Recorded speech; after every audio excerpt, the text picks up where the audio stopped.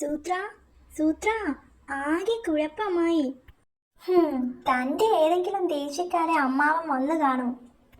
അമ്മാവനല്ലടോ, അമ്മാവന്റെ അമ്മാവനാ വന്നത്.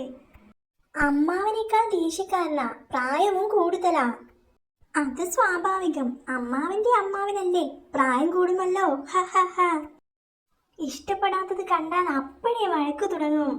സ്വാഭാവികം, ഇഷ്ടപ്പെടുന്നത് കണ്ടാൽ വഴക്കിന്റെ കാര്യമില്ലല്ലോ. എന്തെങ്കിലും സൂത്രം പറഞ്ഞ് അങ്ങേരെ മടക്കി അയക്കണം. അതിനൊരു വഴിയുണ്ട്, താൻ വാ. അല്ല ശരു, അങ്ങേർക്ക് നല്ല പ്രായമുണ്ടെന്നല്ലേ പറഞ്ഞത്? അതെ, നല്ല പ്രായമാ, പക്ഷേ സ്വഭാവം നല്ലതല്ല. പ്രായം, അവശത, വിശ്രമം, ആ ലൈന് പിടിക്കാം. നമസ്കാരം, അമ്മാവൻ വന്നിട്ടുണ്ടെന്ന് ശേരു പറഞ്ഞു. അമ്മാവന്റെ അമ്മാവനാ സൂത്ര വന്നിട്ടുള്ളത്. നീ എവിടെ പോയിരുന്നു ശേരു? എന്നെ കാണാൻ വന്നതാ. അമ്മാവന് ക്ഷീണമാണെന്ന് പറഞ്ഞു. ഞാനെങ്ങനെ പറഞ്ഞോ?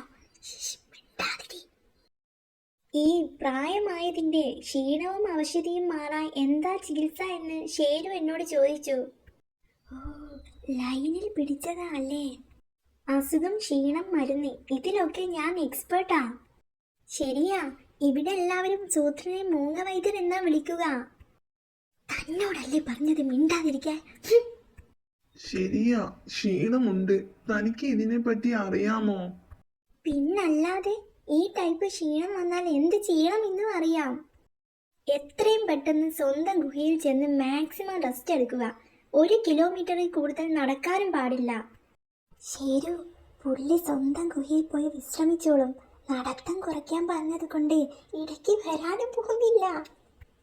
നടക്കാൻ പാടില്ലെങ്കിൽ ഞാൻ ഇനി ഇവിടെ അങ്ങ് കൂടാം. എന്റെ ഗുഹയിൽ എത്താൻ ഇവിടുന്ന് 3 കിലോമീറ്റർ നടക്കണ്ടേ?